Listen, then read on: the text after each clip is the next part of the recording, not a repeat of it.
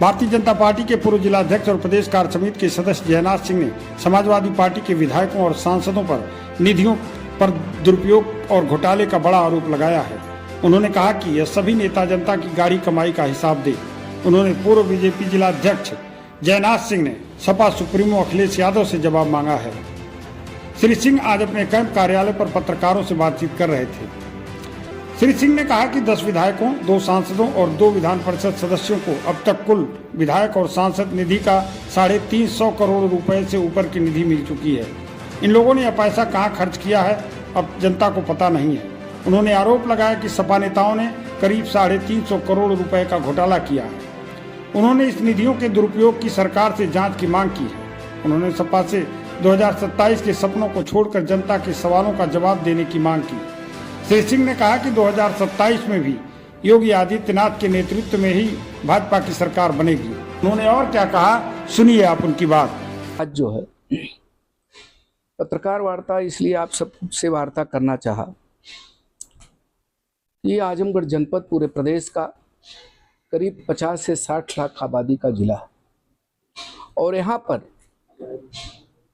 10 विधायक, 2 सांसद और 2 एमएलसी और 1 जिला पंचायत अध्यक्ष और नगर पालिकाओं के चेयरमैन, सब पे समाजवादी पार्टी का कब्जा है। और अगर चेयरमैन का भी मैं छोड़ दे रहा हूं, नगर पालिका के चेयरमैनों को छोड़ रहा हूं, जिला पंचायत अध्यक्ष को छोड़ रहा हूं, अगर पूरा आंकड़ा जोड़ा जाए 10 विधायक का, 2 एमएलसी, 2 सांसद का, तो टोटल बजट आता है 3 अरब 50 करोड़ रुपए।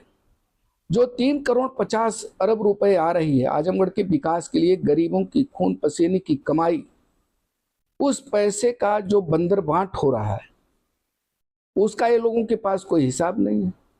ये लोग 50% पे कमीशन खोरी कर रहे हैं। लाइटें जो लग रही हैं वो 50% कमीशन पे लग रही हैं। आप जहां भी हो लिस्ट मंगवा करके डीएम कार्यालय से देख लीजिए, जो लाइटें इन लोगों ने लगवाया है, या तो लाइटें लगी हैं तो जल रही हैं, अगर जल रही हैं तो भी लाइटें किस स्तर की लगाई गई हैं, क्या जितने का पैसा बजट पास हुआ उतने की लाइट लगी है क्या? और इतना बड़ा पैसे का बंदर बांट करके मैं माननीय पूर्व मुख्यमंत्री अखिलेश यादव जी, क्योंकि आजमगढ़ में आपने अपना कार्यालय बनवाया, आपके पिताजी भी सांसद थे, आप भी यहाँ से सांसद थे, आपके भाई धर्मेंद्र जी भी सांसद हैं, यानी पूरा परिवार आपका यहाँ से आजमगढ़ से जो जुड़ने की कोशिश किया है और जुड़ा, आप इसीलिए आपके विधायक। आप अपने विधायकों से कभी पूछे कि गरीब जनता की भोली कमाई आप लोग ये बंदर बांट क्यों कर रहे हैं? 3 अरब 50 करोड़ रुपए मामूली नहीं होता। इस पैसे को दुरुपयोग किया जा रहा है, अपनी तिजोरियां भर रहे हैं। भ्रष्टाचार में समाजवादी पार्टी के लोग लिप्त हैं और हिसाब मांगते हैं मुख्यमंत्री उत्तर प्रदेश। भाई मुख्यमंत्री जी उत्तर प्रदेश के, हमारे माननीय मुख्यमंत्री जी ने, मैं दावे के साथ कह रहा हूं, आजादी के बाद ऐसा कोई मुख्यमंत्री नहीं हुआ है, चाहे अपराध का क्षेत्र हो। आजमगढ़ में अपराध कम हुए हैं, 0 टैलेंट की जो हमारी नीति है वहां तक हम आ रहे हैं। अपराधी या तो उत्तर प्रदेश सीमा के बाहर है, या तो जेल के सीकचों के अंदर है, या तो सीधा ऊपर है। कोई अपराधी बटन खोल करके, सीना खोल के चल रहा है कि आजमगढ़ के विकास के लिए मुख्यमंत्री जी ने जो बजट दिए हैं, जो परियोजनाएं लाए, अभी माननीय अमित शाह जी आए थे, आप सारे पत्रकार बंधु उपस्थित थे।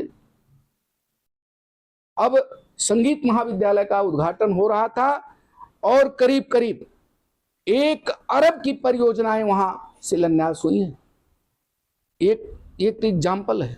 वहीं आजमगढ़ में हम सब विश्वविद्यालय की मांग करते करते 87 से आज कई वर्ष हो गया, 25-30 वर्षों के बाद तमाम सरकारें आई गई, किसी का उस पर ध्यान नहीं गया। आपका ध्यान गया और आपने आजमगढ़ में महाराजा सुहेलदेव विश्वविद्यालय के नाम आधारशिला रखी और विद्यालय संचालित हो गया।